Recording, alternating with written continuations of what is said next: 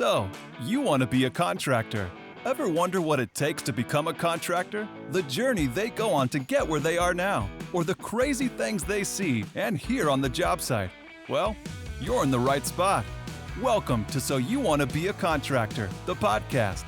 Join your host, Mike Fisher, as he talks to owners of construction companies from all over about how they got started, how they run their business, and some of the craziest stories they've experienced on their job sites. And now, your host, Mike Fisher. Welcome to So You Want to Be a Contractor. This is episode number 20. My name is Mike Fisher. With me today, I've got the star of Concrete Cowboys. We've got John Stich. How you doing, sir? How you doing, Mike? Thank you for having me. Yeah, thanks for taking the time to join us here.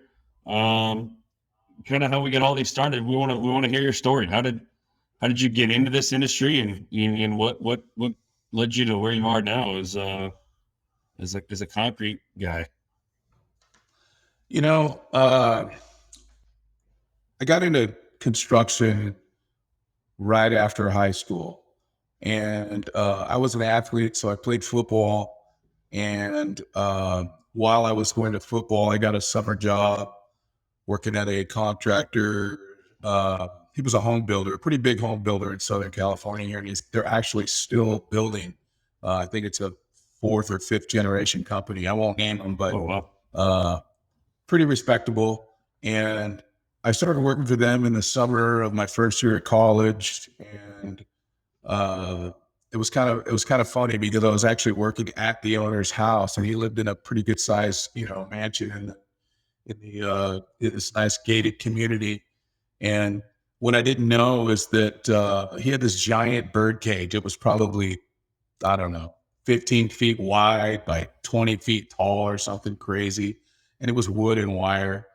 And the guy that I was working for, which was one of his general superintendents, he says, "Hey, Mr. Blah, blah, blah, would like you to tear this bird cage down and get it out of here." And, I just always was raised with a good work ethic and always wanted to be the fastest and the best at what I've done. As for some reason that was instilled in me at a very young age. And it's just the way I've always been. So I ripped that thing down in probably, an hour at the most.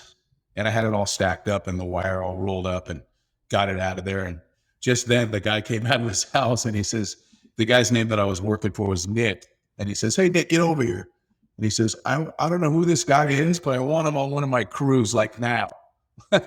So he stuck me on one of his home building crews, and I was only able to work for another 2 or 3 weeks so that I had to take off for football. And, I did a good job, but they wanted me to come back, when I had time off, but I never did.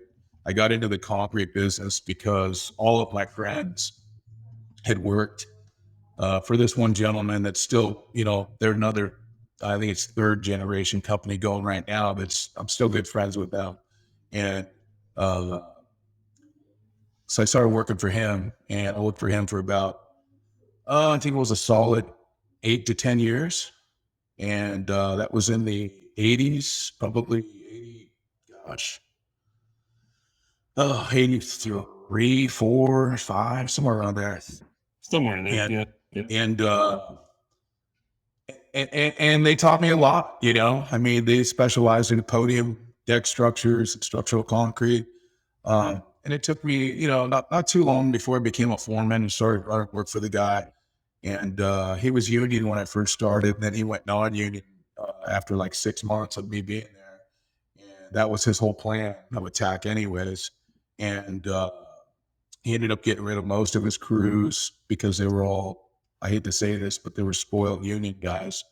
But I stayed on, and we had a great relationship, a work relationship, ended up becoming buddies. And he taught me a lot. I learned a lot there. And, half of this business, not half, but 90% of this business is retaining what you learn and keeping all that in and being able to keep progressing and stay with the times. And if you don't progress, you'll get left behind, So here it is. I think it's 38 years later. And here I am. Now we're doing I've been through a couple of ups and downs, obviously, like you do in this business. I mean, it's cyclical, and we've survived. So I guess we're doing something right. At what point did you go from working for somebody to kind of being on your own in your own company? And what was You that know, process or that transition or the impetus behind that transition? quite honestly, I never intended to go do my own thing. What happened is, as I rose up as a foreman for this reputable company, um, people take notice of that just as well as they do with my foreman today. And you get offered side jobs and things like that. Well, I started doing some side work and they were pretty sizable side work. So I figured I better do this legit just to cover my butt. And so I went out and I got my contractor's license, which really doesn't mean anything. I mean, anybody can go get a license, okay? And you can get the bond and then you can get some insurance. But, you got to deal with workers' comp, you need an office, so many different things.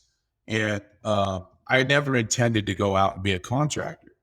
But the gentleman that I worked for, who I was also really good friends with, him and his wife, because I grew up with them, right? It's like since sixth grade. And so I really knew his wife's family better than I knew him, actually. And they were going through a kind of a crazy divorce, which kind of caused dissension. I don't know why it caused dissension between he and I, but I think that he wanted me not to communicate with her or them on that side. I don't know. It was kind of strange. So we got into it one morning and I just quit. And when I quit, I didn't know what I was going to do. And I was actually living with a girl and had responsibilities and things like that. And so I started out just doing some little driveways, some little additions, anything that I could get my hands on. Some of these other contractors would hire me to go lay out and form up their stairwells on their projects that, maybe they couldn't either figure out or they didn't have time to do, or maybe some of their carpenters were busy. I don't know. But I had one guy who used to hire me quite a few days out of the week to go, I'd take a laborer or carpenter with me and I'd go slam out a couple of stairwells, in an afternoon and, make $1,000. And that's kind of the way I worked. And then I remember I landed my first job that was over 20 grand. And I thought I was really king shit, I was like, oh my God, I'm really something now, and, you might make a couple grand out of that, right? After it's all said and done. And then I landed another job, 60 grand, then 100 grand. And then all of a sudden you're getting into the $1 million jobs. And over the years, it just keeps progressing and progressing. To date, our biggest project is just under 20 million. And that's good size for us. We're not union, and we usually average about 100 guys. We've been as high as 220. We've sold as much as, so far I've sold, my best year has been 48 million. And my smallest year, of course, is, like I just told you, 22 grand. 20 grand. But, it varies. Like I said, it's cyclical and you're either busy or you're not. It's feast or famine in this business. And we currently are on track to probably do double what I've ever done. It's really busy right now. We've got some really good clients. We're working for, I won't mention the names, but we're working for one of the third largest builders in the country who is giving us quite a few projects to look at, and we'll probably acquire at least 50% of those. And it's pretty good, size amount of work there. So that's kind of what drove me into contracting. And I can tell you a little story with that. So I was working, when I started out, my first go around was with a couple of partners, and those didn't last too long because I'm a worker and these dudes wanted to be on the golf course or walking in the park with their wife at 11 o'clock when I was swinging, hammer and pushing a hose around the deck to pour some concrete, right? Yeah. And so those didn't last long. Each one of them, I think, lasted like a year, maybe a year. And then I ran into this, the company that I used to work for called me up because we were still kind of good friends, but not, And he called me up. He said, "Hey, I got a project. Can you come run it for me?" And I said, "Well, I've got some things that are pending and I could come run it for you, but when I got to go, I got to go." And he says, "Oh, it's not that big of a job, and I think you can get in there, get out in whatever, 3 months or some crap like that, right?" And so when I showed up, it was over on Wilshire Boulevard and close to Santa Monica.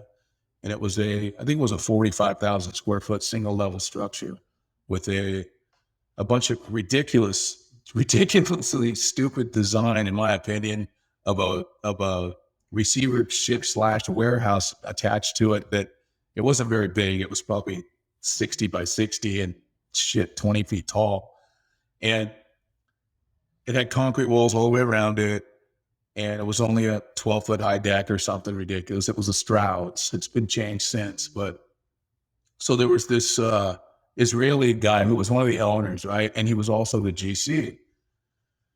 And so I show up there, and back then, What's not a little. yeah, oh, he was a good dude. And so I was young, I think I was 25 or 6 or something. And I had long hair, and I was still, pretty rocked out from playing football. And, back then you could wear shorts, no shirt, work boots, and so this guy, we just started the project and we're digging footings, and I'm out there and I hear him on the phone. He's like probably 20 feet from me. And he's on the phone, and he's like, he called the guy that I was working for, and he says, "Tim, what the fuck is going on my job?" And I'm like, what's with this guy? And he's like, "You told me you were going to give me your best guy. And I got this young punk out here with long hair. Fucking, I don't know. Does he know what he's doing?" And And I just listened to him, and I was laughing, and I'm still driving steaks and setting up calls. And so then he gets off the phone, and he comes over and he says, "Listen, I have a time limit here. And if you go over, I'm going to charge your boss, and I'm going to I said, "Okay, listen, guy." I said, "I don't need you to talk to me if that's the way you're going to act." I said, "But nobody's going to do this thing faster than me." I said, "I can guarantee you that." I said, "So why don't you just kind of kick back?" And, he said, "Well, I got 2.5, 3 months max. I got to be framing." I said, "Okay." So at 6 weeks, I had the deck installed, and I'm pouring concrete, right? And I wasn't supposed to use the alley, but the thing was wide enough that I had to get a second pump, because at that time they only had, I think the biggest pump was a 55 meter. It might have been a 52 meter, which doesn't make it to the rear of the job. So I ordered up another 36 meter or something to pour like the back 30 feet all the way across down the alley. And it was forbidden to do that. So I set that thing up at like 6:30, woke the neighbors up. And I told that pumper, I said, just wide open. I'm going to feed you trucks. We need to get 100 yards out of you like as quickly as possible. And we did that, and it took like an hour. And he was rolling up, and here comes the neighbors screaming at me, wanting to fight me and shit. I'm like, "Yeah, go back in your apartment, guy." Then the cops show up, and I already had the pump cleaned up and out of there, right? And he says, "You're not supposed to use the alley." And I said, "Listen, we used it for a few minutes. We had a little logistical issue. No big deal." And they said, "All right, but if I get any more complaints," so I took a little slap on the wrist. We got it poured, and while I was pouring the deck, this Israeli gentleman had about 6 of his buddies / investors up on the deck, and they were all in suits, and they're there, and he's got his hands up in the air, and he's like, "I can't believe it. This fucking punk, 6 weeks pouring my deck. fucking crazy. And, he's going nuts, right? And so then afterwards, we're done pouring and I'm cleaning up, getting ready to get out of there. And he comes up to me and says, "Hey, you want to work with me?" And I said, I'll take it into consideration. I said, but I kind of got my own thing going on, and I'm only doing this job as a comeback for Tim. And he asked me to do it for him, so that's all I'm doing here right now. And okay, well, you got my number, so I think I went for on one of them stints with one of those other partners that didn't work out, and after that, I called him up, and I needed financial backing. When you're doing these structural decks, and you've got to pay for shoring, and mud, and pumping, and payroll, and everything that goes along with it. It's a couple $100,000 a week, and it doesn't take that. I didn't have that, right? So I called him up. I said, "Hey, you ready to start this up?" And he's like, "Yeah, let's go." And he was a pretty big investor in property. So I actually did there was a big site on downtown LA, which was one of my first projects with him, which was a 14-acre Home Depot, Food for Less, a Rite Aid, Starbucks, McDonald's, all on the same lot, right? And it was its own little community down in LA, right on Wilshire and 6th Street. And that was like one of my first jobs with him, which, we did as partners. And I went in there, and I think in like 18 months, we completed the whole thing. And that thing had like 60,000 yards of concrete in it or something. And about $20 million job.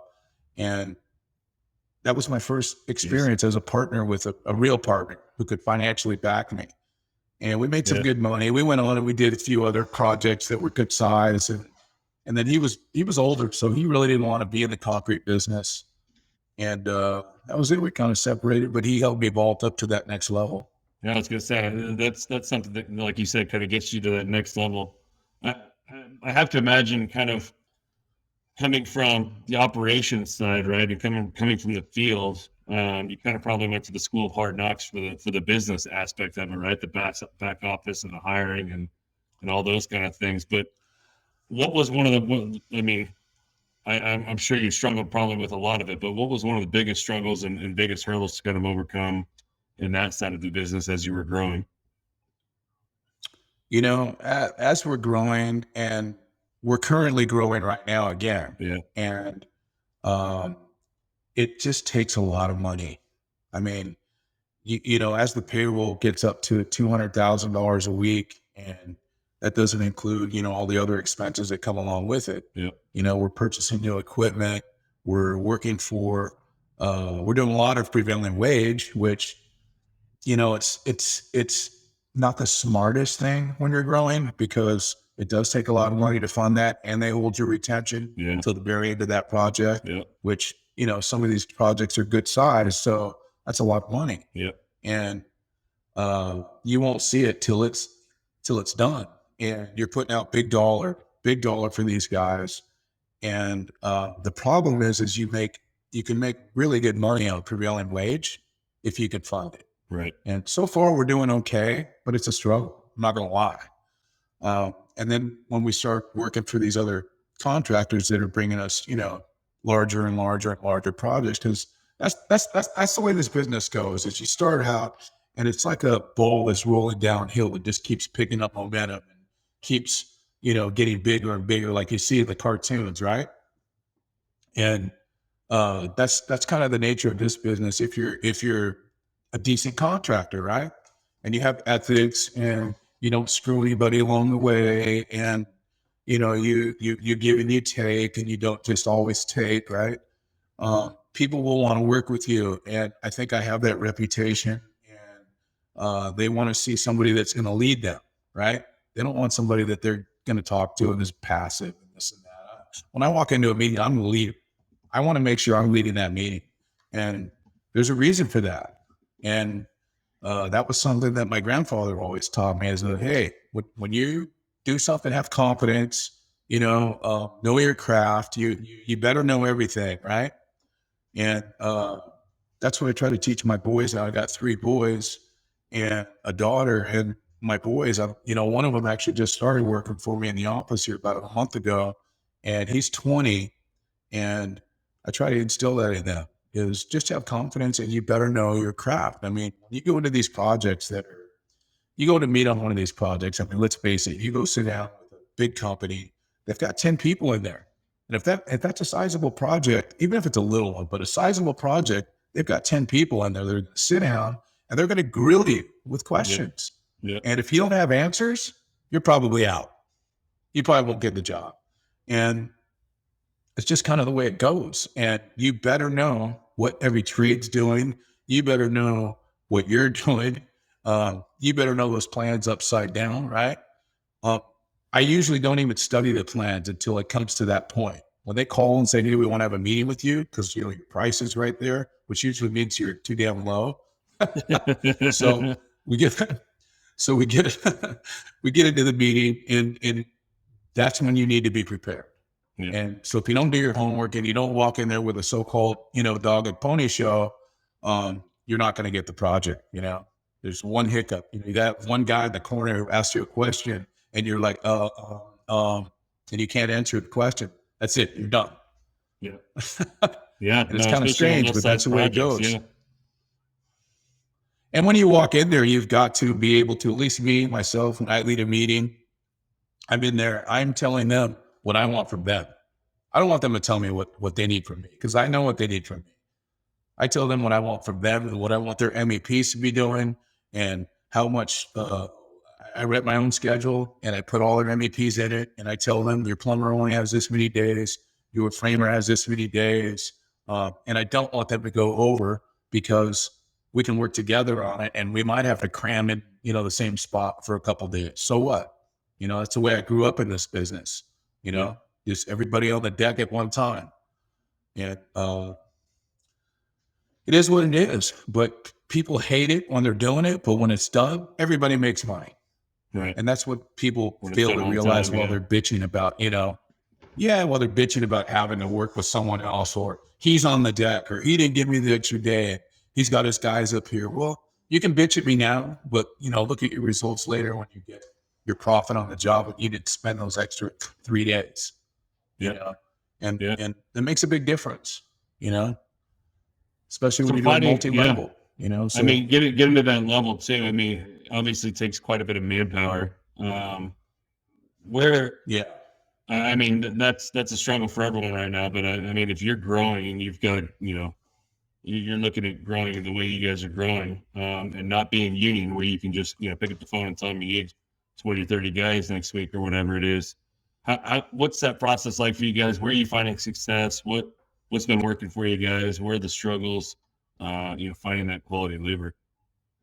We got both ends of it. Like when we need manpower, it's like you go out and you either you try not to poach guys that are working for people that number one, or even that you don't know. I try not to do that. What I try to do is have my field guy ask around and see if he could find out who's unhappy, who may want to jump ship, but not intentionally. And then what I'll do 9 times out of 10, if there's a guy out looking for work and he seems to be a reputable guy, I'll call that contractor and ask what happened. And that doesn't always happen with me. Like, I've had a couple guys leave and then they've gotten hired from other companies. And I've even texted a couple of those owners and told them, hey, why didn't you call me? I would have let you know what the story was with that guy. When I have somebody working for me for 17 years and he splits, there's got to be an issue, right? Right. And you would think that they would be smart enough to give me a call or, listen to what I have to tell them. And that's not the case. It doesn't matter. Some people are just naive about that. But as far as manpower goes, I let my field guy handle that. He's in touch with a lot of foremen, a lot of supers, and a lot of companies that handle, guys that are unhappy or they know all these, everybody knows everybody in this business. So, right. And when you've got work, when you've got work and, those paychecks are on time, which isn't always, but those paychecks are on time, people come. They just show up. They want to work for you. Because like I just mentioned, there's times when those paychecks aren't on time. You need to struggle for a week or two. And it really stresses some of the guys out. And that was happening when I worked for a guy. I remember back when I worked for that guy I told you about, there was a couple of times when they got really, really slow. And I think I went a few months without a check. But he would supplement me with a little bit of cash, or I was on unemployment. And that's just the way it goes. And if you don't understand that, something's wrong, and you're just not a loyal employee, in my opinion, because you're going to get paid eventually if you could stick it out. If you absolutely can't stick it out, I understand, go find another job. But I wouldn't expect anybody to take it out on the employer. The reason I say that is, us as employers, at least us for sure, we take care of our guys, that's why I'm in this business, really. I could have folded up in 2008 and got out. I had plenty of properties and plenty of businesses going that were just mailbox money. And I sold a lot of that. I sold a lot of the toys and everything I had going on to keep this concrete business going, because I could not walk out on my guys. I have some guys now that work for me for over 30 years. And, I respect that. And they've helped me get to where I'm at. So I'm not going to walk out on them, and that's just me. I have a big heart. Yeah. Sometimes, call me whatever you want. The stupid businessman, if that's what it means to you, I don't think so. I think it creates, I think it creates something in the industry where people, like you said, people know that obviously you've got the work, right? You've got the job. And if that's your mentality, then it creates a level of, kind of culture inside the business that you said, attracts people and it keeps them. Yeah. Yeah, for sure. For sure. So it sounds like a lot of your business is coming from kind of just being in the industry forever and growing up in it and kind of that reputation, which is awesome. But I know that you also have another, and I don't know if maybe you use it for a marketing aspect or what the purpose or the intent, in starting it, but the Concrete Cowboys, right? Looks like you get a little YouTube show, right? To be honest, it's the reason why I do this, right? I do insurance for contractors, but this is a way for me to kind of just be in the industry more and know some more people and kind of, understand what the industry is doing and who the players are. But what was the impetus behind kind of starting that on your side? Was it just fun? Was it marketing? What was the plan there? So for about the last 8 years, I jumped into partnership with my current partner, Noah, and he's a great guy. I've had I think this is my third partnership over the last 39 years. And so far, and this will be the last one because we get along great. He's a lot younger than me. He's only 34, I believe. But we get along great. He's like an old soul. He understands everything. He's a sharp guy. He's multifaceted as well. He handles our development side as far as all the legal aspects and things like that. He's an attorney. So, but he's a land use attorney. He's not out here to try to, litigate projects or get into sticky situations. That's not us.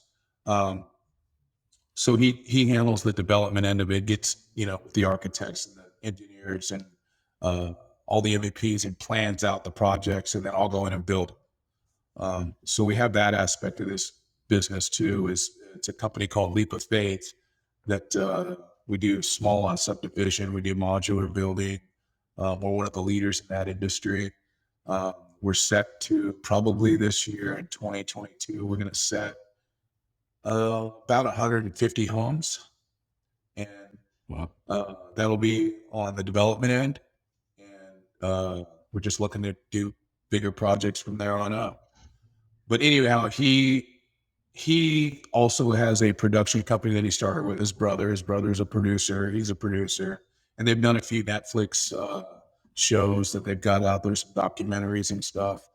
But he came up with this idea of the Concrete Cowboys because he's so intrigued with this business and the way that you watch the clips, so you kind of see how I act on the projects. I'm very serious, very passionate. Um, I don't like mistakes. Everything is like you're on the stopwatch. Let's go, right?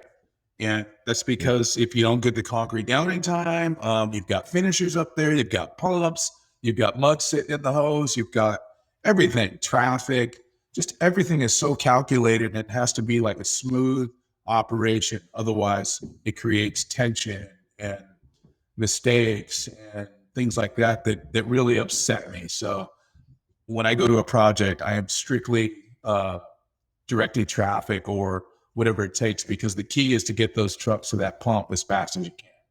Get them in and out. Right. And the worst thing is truck drivers sitting there bullshitting while they're washing out their truck. That drives me nuts. And, because you've got to unload these trucks. And when they're sitting there bullshitting, you can't do it. So, that's kind of what drove that Concrete Cowboys. So we're on our second episode. We just got done filming last week. So we're going to come out with another little clip here soon. We haven't really posted it yet. I don't believe. I think it's just those clips are just sent to me by them. They haven't put up the YouTube. They haven't loaded it up yet. So that's going to come. I don't know what the full intention of it is. I just know that it's reality of our business and the way things happen on a daily basis, as far as excitement and just arguments and putting out fires on a daily, it's just always something. It's always something. Nobody's ever happy. Right. It's never, yeah. Go ahead. No, I'm agreed. Yeah. And what I think is cool about it is the construction industry and contractors, I mean, as a whole, are pretty, I don't want to say late to the game, but kind of just behind the eight ball when it comes to, technology and digital and kind of everything that's happening right now. And so, obviously I'm doing what I can on this small level, with a podcast and which is, pretty tech forward. And so I think you're doing what you're doing. I think you're ahead of the curve, and I think it's good. And it's good to see the eyes and being able to, and if nothing else, I mean, one of the probably side benefits of it that maybe you didn't even think of is kind of creating a sexiness to the business to a point where, we're attracting more people into this industry as well. Right. I mean, that's never going to hurt either. Yeah, no, I mean, I've shown those clips to probably about 10 different people, and every one of them loves it. Every one of them is interested in it. And every one of them says, if you have a lot more of that, I would watch it. And it's just reality is what it is. It's just actuality. People really don't understand what I do for a living, like I'll run into people that I meet, at somewhere gathering or something, and they'll know that I'm a concrete contractor, but they don't know to what extent. They don't know what I do to the full extent. I don't think my wife even really kind of knows the size or the scope that we do, And, no, I mean, and so then I'll get guys that'll be like, hey, at a party, hey, and I got a clothesline slab, at my house I need done. Can you come on out and do that? And I'm like, okay, so, and I'm always trying to be nice. I'm always trying to be nice, and I can't say no. So I'll set them up with one of my foremen. Maybe they'll go over there and do it. Maybe they won't. But it's kind of one of those deals where unless people watch something like the Concrete Cowboys, they don't know what really goes on in this business. And, obviously all my competitors and everybody else, I don't know that they're as involved like I am, because I'm out there and I get my nose in it, right? And then I come back in the office and I do paperwork and I bid. And I could work here all night if I wanted to. Sometimes I'll catch myself. It'll be 6 o'clock, and I'm like, "Oh shit! I guess I better get home." It just never ends. I mean, right now as we're sitting here, I've got I don't know how many texts and emails and phone calls, and It's just the nature of this business, you know? And like I started to say earlier, no one's ever happy. You know, it's never fast enough. It's never good enough. Your price is too high. They want everything, right?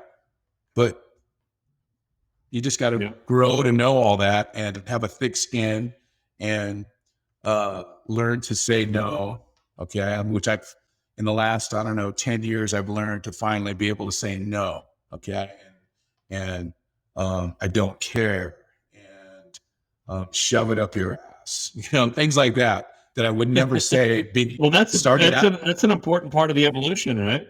That's an Well, important part of the evolution of a contractor. You start out and you kind of, not only do you want to, but you need to take everything that comes, right? Because you need to start kind of getting business and getting your name out there. But as you grow and as you get more confident, like you said, the confidence is key, and knowing what you're doing and being good at what you're doing. But I mean, to be profitable and to be able to sustain and grow, you have to be able to say no, and you have to be able to say sorry, I can, or whatever it takes. But you got to be able to, like I said, that's an important part of the evolution. Well, of a business and a contract. yeah, and then in today's world, you're starting to get all of these, kind of medium to younger builders that they think that they're the only project on site, right? And they don't. Right. Maybe they know me, maybe they don't. But I'm always in slight fire situations with those guys because they call it the most ridiculous stuff. I had a guy call me the other day. It's out in an area where they shut down the sidewalks at like 4:00. You can't do anything after that. And it's like, I think 2:30, and we were short about 1.5 yards or something in one of the piles. It's a pile. Okay. Doesn't matter. It gets a grade beam on it. And if you have an extra 2 feet of pile that you've got to pour up when you pour the grade beam, it doesn't matter. Right. I've been through that situation 1,000,000 times. The engineers don't care. But this guy wants to call and argue with me about it. And I end up telling him to go fuck himself because I don't really give a shit. And he thinks that I need him. He thinks that I need to do his next 2 or 3 jobs. And I'm like, no, I don't. And I don't want to. So I run into that a lot now. Of course I've got customers that have been customers for years and years and years, and they always will be, and they treat me with respect, and they know the program. They know that we're going to get it done. Do we have arguments along the way? Yeah, of course, but they're forgotten about, within minutes. And that's the real way of building, because we're old school. I'm new school, but I'm old school. Yeah. As far as, actions out in the field. In the office, we're new school. We're up to the times. We're with the latest and greatest estimating software. We've got at least 10 people here in the office, and it's for development and concrete. And we have our shit together, so to speak. And we operate on a different level. So I don't, some of my competitors, like, for instance, I met this one guy a few weeks ago, and he's a real tool. I mean, a real tool. It's obviously, I'm not going to mention his name, but he has a sizable project. He's got a sizable project. It's around $5 million, and he wants us to do it, but yet he's approaching me the wrong way and in the wrong manner, and saying the wrong things to some of these customers that I gave him phone numbers to do a background check. And it all gets back to me, right? So when we had a meeting with him, me and my partner went in there, and I was very brushed with him. I was like, I didn't care. And I showed him that purposely, that I don't give a shit if I do your job or not. And that kills him. I know it does. Right. Because he wants me to go kiss his ass and oh, yes, sir. And no, sir. Go fuck yourself. I don't really care. And I'm just not that guy, and it's nice to be able to get to that point to where you could be able to do that. And like you said earlier, as you're growing, you are kissing ass and, doing a lot of shit you wouldn't normally do and doing stuff for free and things like that to grow. And once you get your base going, then, you start leveling out on that. And eventually you tilt the scale the other way and become brash because Right. Some of these guys are Right. out of line, and they need to know it. Well, you have to be profitable, right? I mean, yeah. Yeah, they need Yeah. to. Yeah, I mean, you can't bend over backwards for everyone. Yeah. I spend, I'm going to say 80% of my day probably chasing money that we would get screwed out of, and whether that be change orders, Yeah. whether that be plan changes, whether that be guys trying to, ask my foreman out in the field to do extra things without sending me the paperwork, things like that, that it's all day. It's all day. I mean, we constantly have, a minimum of like 8 to 10 projects going, and it's just a lot of moving parts, from phone calls to emails to plans to just so many things, and it's grown from 30 years ago. And so, I mean, yeah. Sorry. Obviously, it sounds like you've got the show, and that's a YouTube thing, and you're kind of, like I said, ahead of the times there. Are there things you guys are doing deliberately in other aspects of technology, be it social media or websites or anything along those lines, that kind of, again, doing with purpose or doing with any sort of plan? Not really. I mean, I have an Instagram that I throw stuff on there. It's mainly I do I do a lot of smoking and barbecuing for my boys and my family. There you go. I put that on there, but I also throw once in a while I'll throw some projects up there. When I go by and with porn or something, I'll throw a video up there or something. A couple of comments. Other than that, I'm promoting my boys, and I've got, like I said, 3 boys. One of them works in here, who's already out of high school. He does college online, as well as he does a bunch of stuff. Really great boy. He's my oldest. And then I got these twin 19-year-olds that just graduated last Thursday from high school, and they play football. So they're going to go to the University of Nevada, and putting them on social media all the time just to get them to the point where they could get looked at. And, because of the pandemic really created a problem for the 2022 athletes. So, for sure. that's the only thing I use that Instagram for. I don't do anything else. The office here doesn't do anything else. I think our website, needs to be updated. So yeah, that's it. Well, I mean, it sounds like you don't really have a need, right? And I feel like a lot of guys do that. It's kind of, and I mean, whether you have the need or not, I think it's a good kind of digital business card to have out there if you have the time and the means. But it sounds like obviously you guys are pretty focused on growing it now, and you're able to. What does the future look like for you guys? I mean, obviously, like you said, it's going to grow quite a bit. But is that all just organic in your local area? Did you deliberately kind of expand geographically, or just bigger projects, or what did that look like for you? And how does it look in the future? What? As we navigate our way through this godforsaken business, we try to focus on the developers as far as our workload, and we're kind of trying to keep our stable that way and kind of get away from the general contractors. It seems to be more problematic with them because they hire these kids right out of college, which God bless them, but they don't have any field experience and things like that. So you run into lots of issues that are just misunderstandings, and so that's a problem. But like I said, I've always wanted to grow this business at a certain rate and be at a certain level. And I think this year, if not by the end of next year, we will be there to where I've always wanted to grow it, which is just a certain dollar amount that I think, makes you someone in this business, whether we are or aren't. I can guarantee you everyone knows us, but they may not like us, and they may love us. I don't know. But, and I don't care, but, I think we're on our way finally, with the partnership that I have. And I think we'll be there, with our own development as well. It's kind of a safety net as well, when the concrete business slows down. hopefully we'll still be developing. So it kind of works hand in hand. Did that development side come out of a passion, or was it more kind of investment opportunity in, like you said, kind of a different revenue stream and kind of diversifying there? Well, when I partnered up with Noah, he had already had that in the works, and he had one of his very first projects going, which was a home in Eagle Rock that was a modular home.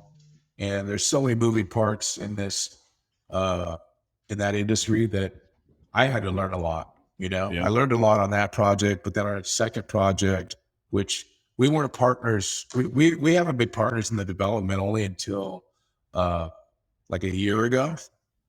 And even though we're partners in the concrete business, I kind of still, right when we partnered up in that, almost 8 years ago, I ended up helping them immediately. And kind of streamlining some of the stuff that was going on with their development. And there was a lot of things wrong that I could see, that we tried to correct. And there was a lot of things mistakes that we made, just as the developer with the learning curve of doing the modular, because you go from a conventional foundation to a modular. There's a lot of things you got to look out for. There's a lot of things that are way different than just a conventional build. And so back to your question, my partner, he's very green conscious and vegan and things like that. So not that has anything to do with it, but he had that passion and created that company, and it was already in the works when I came along. That's awesome. I was just an added tool for that company, and now that we see that it works, eventually, finally, I should say, right. We had some rough goes. Trust me, we finished 3 projects, and there were some rough learning curves, and which caused delays. Which even though those things sold for good money, they kind of got burned up in the delays. So it's been a big learning curve, but we've kind of got a lot of that ironed out now. And now that I am an official partner of that company, I've kind of taken a lot of things under my wing, and, put my thumb down on certain things. And I'm not going to let people sit around and just collect, a paycheck.